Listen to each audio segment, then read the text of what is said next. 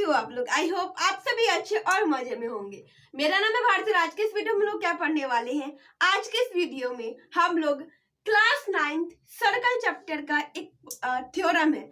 Theorem का क्या नाम है? वो थ्योरम नंबर 3 है। ठीक है, तो आज के इस वीडियो में हम लोग थ्योरम नंबर 3 को समझने वाले हैं, उसके स्टेटमेंट को, एंड देन उसको प्रूफ कैसे किया जाता है, उस प्रूफ को भी हम लोग समझने वाले हैं। तो सबसे पहले समझ लेते हैं कि उसका स्टेटमेंट जो है वो स्टेटमेंट क्या कह रहा है। स्टेटमेंट कह रहा है कि the perpendicular from the centre. अब हम जानते हैं कि सर्कल का एक सेंटर होता है और वहां से एक परपेंडिकुलर लिया गया है। सो जितना चीज बोला जा रहा है उसको हम लोग क्या करते जाएंगे, उसको हम लोग ड्रॉ करते जाएंगे ताकि हम लोग को समझने में ज्यादा आसानी हो। ठीक है, पहले तो एक सर्कल बनाएंगे। देन इसमें कहा गया है फ्रॉम द सेंटर, तो यहाँ पर कुछ ना कुछ सेंटर का ही बारे में बात हो रही है, तो पहले तो सेंटर बना लेंगे। ठीक है, सेंटर का नेमिंग भी कर देते हैं ओ। ठीक है, the perpendicular from the centre of a circle, perpendicular एक लाइन बनाई गई है जो परपेंडिकुलर है सेंटर से टू अ कॉर्ड। कहां पर? एक कॉर्ड पर। अब कोई कॉर्ड बना लेते हैं, जैसे मैंने ये कॉर्ड बनाया, नेमिंग कर दी A and B. So A and B chord है और बोला गया है कि बाइसेक्ट द कॉर्ड, मतलब कि वो जो परपेंडिकुलर जो सेंटर से बना गया है वो इस कॉर्ड को, ए बी जो कॉर्ड है उस कॉर्ड को बाइसेक्ट कर रहा है। इट मींस दैट कुछ ऐसा हो रहा है। अब हमें प्रूफ क्या करना है? हमें प्रूफ करना है यही कि ये जो कॉर्ड है ना, मतलब वो जो परपेंडिकुलर जो कि कॉर्ड पर बन रही है वो बाइसेक्ट कर रही है। किसको बाइसेक्ट कर रही है? तो इस कॉर्ड को बाइसेक्ट कर रही है। ठीक है, तो अब सबसे पहले हम लोग गिवन देंगे। गिवन में क्या दिया है? गिवन में दिया है, इसको कर देते हैं M, O M perpendicular to A B. O M A B पर क्या है? परपेंडिकुलर बना हुआ है। ठीक है, और हमें प्रूफ करना है कि ये इसके बराबर है। ठीक है, तो ये तो हो गया टू प्रूफ। टू प्रूफ तो प्रूफ वही करना है कि A M is equal to B M. ठीक है, अब प्रूफ में आते हैं। अब प्रूफ करेंगे कैसे? तो देखो, हम लोग जानते हैं कि जब भी कहीं भी अगर हम लोग दो ट्रायंगल लेंगे तो उसको कॉन्ग्रुएंट कर देंगे, देन सीपीसीटी से किसी भी साइड को इक्वल कर सकते हैं। तो कहीं ना कहीं हमको यहाँ पर ऐसा कोई दो ट्रायंगल बनाना पड़ेगा जिसको हम लोग कॉन्ग्रुएंट कर सकते हैं। सो अब हम लोग को फाइंड करना है कि वो दो ट्रायंगल आएगा कहाँ से। ठीक है, तो वो दो ट्रायंगल आ सकता है कहाँ से? जब हम लोग इसको ज्वाइन करेंगे।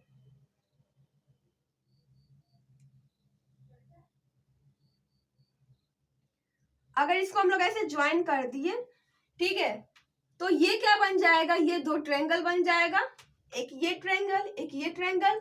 इस दोनों ट्रायंगल को हम लोग कॉन्ग्रुएंट कर देंगे, देन सीपीसीटी से क्या करेंगे? इस दोनों साइड को इक्वल कर सकते हैं।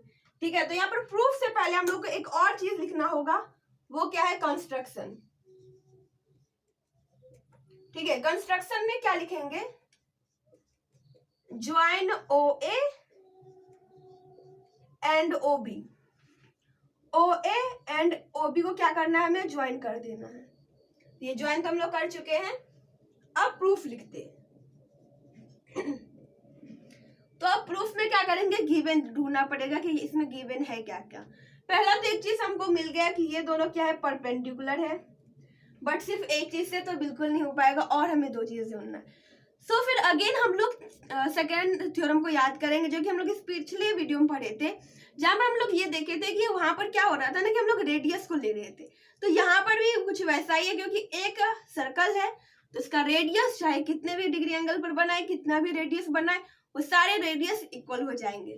सो यहाँ पर हम लोग को दिख रहा है कि ये ओ और ए, ओ एंड बी, ये दोनों क्या है? रेडियस है। रेडियस अब क्यों है? क्योंकि ये दोनों सेंटर से एक फिक्स्ड पॉइंट से निकल रही है एंड सर्कमफेरेंस को आकर के टच कर रही है। That's why this both O A and O B are radius.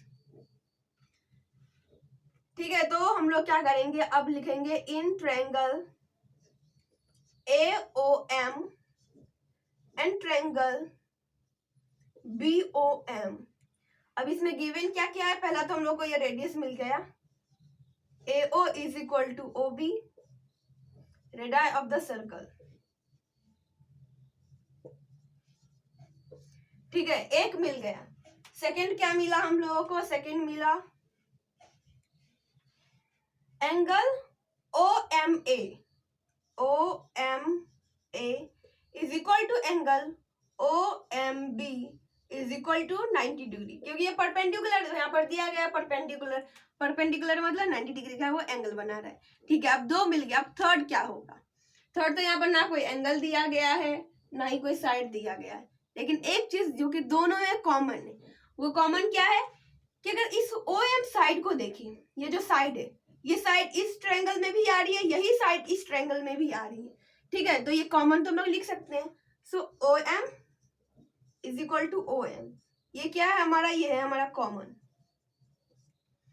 सो अब यहाँ पर कौन सा कॉन्ग्रुएंट क्राइटेरिया यूज होगा? डायरेक्टली हम लोग को दिख रहा है RHS, राइट एंगल, एक हाइपोटेनस आ गया है, S कोई भी एक साइड, तो ये साइड OM आ गया है। ठीक है, so by RHS congruent criteria, triangle AOM is congruent to triangle BOM. ठीक है, so by CPCT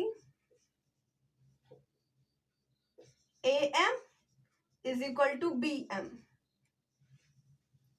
CPCT से हम लोग AM एंड BM को प्रूफ कर दिए। आई होप आप लोगों को समझ में आ रहा होगा। एक बार फिर से हम लोग रिकॉल करते हैं कि हमने कैसे इसको कॉन्ग्रुएंट किया। ठीक है, तो देखो कहीं भी अगर हम लोग किसी चीज को, दो चीज को अगर इक्वल दिखाना रहे, तो अगर हो सकता है, अगर वहां पर पॉसिबल हो, तो हम लोग वहां पर चाहेंगे कि दो ट्रायंगल बना दे, दोनों ट्रायंगल को कॉन्ग्रुएंट कर देंगे, फिर CPCT से किसी भी साइड को, किसी भी एंगल को इक्वल कर देंगे। ठीक है, तो यहाँ पर हम लोग वही किए कि यहाँ पर दिया क्या गया था, यहाँ पर बस ये दिया गया था कि एक सर्कल है जिसमें कि सेंटर से एक लाइन आ रही है जो कि परपेंडिकुलर है, एंड वो एक कॉर्ड है। अब कॉर्ड का नाम मैं कुछ भी दे सकती हूँ, तो मैंने ए भी दे दिया। वो AB कॉर्ड को क्या कर रहा है, वो परपेंडिकुलरली उस पर गिर रहा है, और हमें बताना है कि वो क्या कर रहा है, बाइसेक्ट कर रहा है, मतलब ये दोनों इक्वल है। ठीक है, तो हम लोग यहाँ पर जितना पॉसिबल हो सके हम लोग ढूंढेंगे यहाँ पर कि कोई ट्रायंगल है या नहीं है। तो यहाँ पर हम लोग दो ट्रायंगल बना सकते हैं, बट उसके लिए कुछ कंस्ट्रक्शन करना होगा। कंस्ट्रक्शन क्या करेंगे, AO को एंड OB को ज्वाइन कर देंगे। तो फिर हमारा फाइनली हमारा दो ट्रायंगल बन गया। अब देखो, दो ट्रायंगल में कोई भी तीन चीज चाहिए होता है, या तो एंगल या कोई भी साइड, जिससे हम लोग उसको क्या कर सकते हैं, उसको कॉन्ग्रुएंट कर सकते हैं। सो हम लोग को क्या मिला यहाँ पर, RHS से यहाँ पर राइट एंगल बताया गया था, क्योंकि ये परपेंडिकुलर है, मतलब 90 डिग्री का एंगल बना रहा है, राइट एंगल है। सेकेंड, ये हाइपोटेनस मिल गया जो कि दोनों रेडियस है, एंड रेडियस हमेशा इक्वल होता है। थर्ड, ये OM जो है ये दोनों में कॉमन है। सो RHS कॉन्ग्रुएंट क्राइटेरिया से हम लोग क्या कर दी, इसको कॉन्ग्रुएंट कर दी, एंड बाय CPCT हम लोग AM को BM के इक्वल कर दी। आई होप कि आप लोगों को समझ में आ गया होगा, ये वीडियो आप लोग के लिए यूजफुल रहा होगा। अगर ये वीडियो पसंद आए तो प्लीज वीडियो कर दीजिएगा एक लाइक, और हमारे चैनल कर दीजिएगा सब्सक्राइब। Thanks for watching.